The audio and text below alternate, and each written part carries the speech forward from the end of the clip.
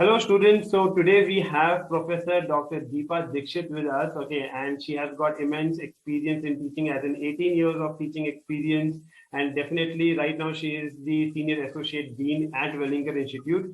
So with the CAT answer key coming out, okay, so a lot of students are definitely calculating their scores, coming up with what is going to happen next.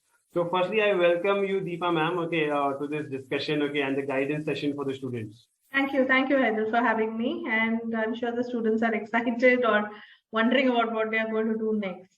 Yeah, because with answer key, a lot of things, like a lot of questions that starts coming up. In fact, ma'am, the first set of colleges, let's say FMS or MDI, their deadlines have already gone. Okay, Yeah. now students know their scores. Okay, and the next set of deadlines, okay, are going to come. Okay, in next 1 month or so something. So the biggest question is how should students go ahead? Okay, with regards to planning their college applications. Okay. So first things first is if you know what your percentile cutoff is going to be, more or less whether the institute has declared the cutoff or no, you would know what it was last year, and somewhere plus and minus a little is what it would be this year too. So for a institute like Wellinger, say if you have an 80 percentile and above in your CAT, you have, I mean, you're surely going to get a call for the interview, and that's something that students can look forward to. And then there are certain sectoral programs like the rural management program and the healthcare management program, which have also picked up a lot of traction. So if you get above 70 in that also, depending on the profile and your overall academics, you are likely to get a call. So I would first ask them to put down what is it that they're really expecting, plus and minus, and then look at most students, of course, will apply for the flagship PGDM program across business schools. That's usually what I see students doing, but I would recommend don't be too short-sighted. If you're clear that this is the year that you want to do your PGDM or an MBA program, then enhance that list such that it meets your aspirations. Yeah. So we can talk a little more about that if you like, but that's what I would recommend. So normally how students come up with this list is, okay, they look at the packages offered, okay, and the cutoff. Okay, these are two figures that normally students do a match the column kind of thing. So when we see, let's say, someone who is in the range of 80, 85 around, okay, something like that. So what should these students expect in terms of the packages and the colleges like that? Okay, so I think if they are in the 80 percentile and above bracket, most good colleges would give them a interview call, because I think more and more institutions, whether it's the baby IIMs or whether it is the top 25 to 30 business schools across India, who are trying to get the best talent. Most people are looking at academics, they're also looking at work experience, and they're looking at other activities that the student may have been engaged in. So it would just be a great idea for the students to understand this and widen their list a little bit to where they want to apply. So, Haidar, when I've talked to students in the last couple of years on what are the key things that they're looking for, number one, of course, is ROI, like you rightly said. And at least as Wellinger, we are happy that our ROI is pretty good. That's what I keep hearing from students, that the Wellinger ROI is pretty good because our fees is pretty competitive and I would say reasonable from a student point of view. The second thing that they talk about is, opportunities that they can expect if they get into a sectoral program or non-PGDM core program. What can they expect? So what I have seen is at least the trend at Wellinger, and I've also looked at some other business schools. Say institutes that offer the healthcare management program. There are 2-3 good institutions in the country. Wellinger also happens to be one of them, and I can see that good companies are there are two types of placements that are happening.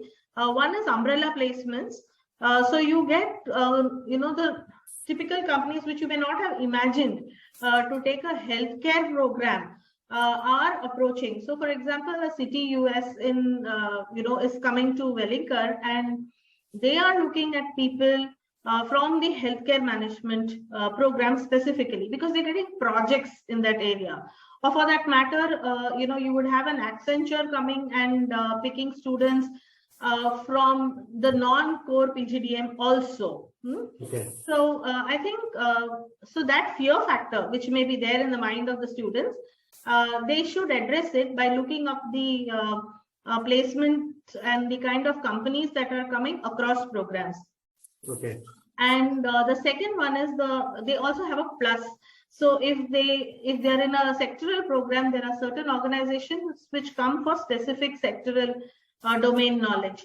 So I would say I'm seeing that the averages of placements, average or median, whatever you call it, for the core and the sectoral programs is not too wide apart.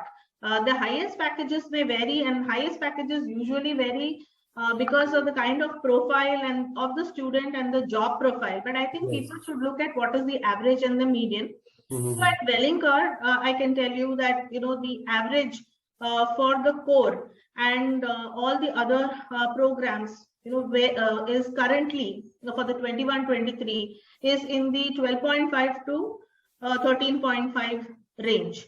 Okay. And the highest package, which is currently about 22-23 lakhs, has gone to PG core. It has also gone to media and entertainment. It has also gone to R&BA. It's also gone to business design. So opportunities is what students should look at. Do they get the fear that if I get into a sectoral program, I will have limited options?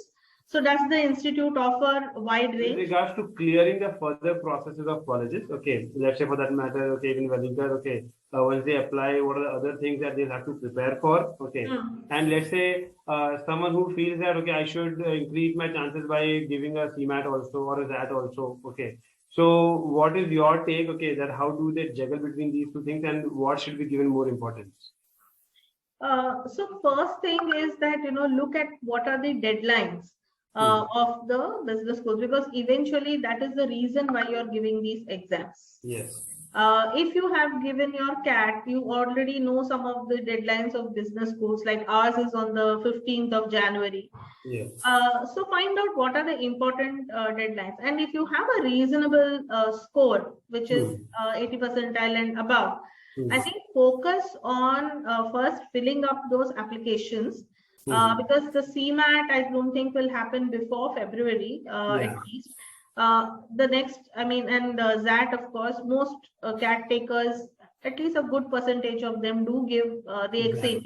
Yes. So if you've kind of prepared for CAT, XAT, certain sections are different which you have to prepare for, but otherwise you're more or less on track. Yes. So the next exam is a little, a couple of months away. So I would say invest the time, at least December, invest it in making your applications right. Make sure that you are, because later on, once the calls start happening, you're preparing for how to say, what to say, and you're juggling your time. So I think December is a great time of the year where you finish, you try and see you can apply, and focus on making the application strong wherever you apply. So, and in terms of this selection process, ma'am, okay, like what are the further process normally that a student has to go through?